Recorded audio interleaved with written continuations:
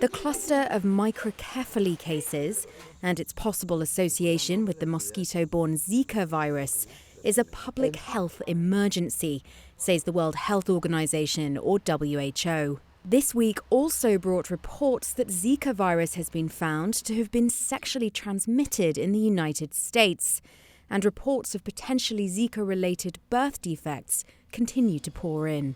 Gregory Hartle is from WHO. WHO is working hard, organising research projects, supporting research projects to understand how it can be transmitted, under what conditions is it transmitted, and via which routes other than the mosquito route. We don't have the answers to these questions yet. What we do know is that almost 100% of the cases are caused by transmission by mosquito. So for WHO, the most important thing to do is to control people's exposure to mosquitoes.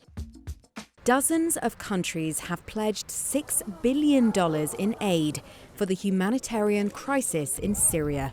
At a conference in London, which included over 60 countries and 30 world leaders, Secretary-General Ban Ki-moon emphasised that the intra-Syrian talks in Geneva must get back on track after being delayed this week. They are now set to resume on the 25th of February.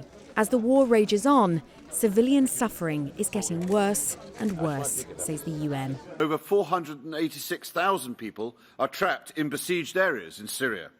The continued use of siege and starvation as a weapon of war is reprehensible, and it represents a grave violation of international humanitarian law. It must stop immediately.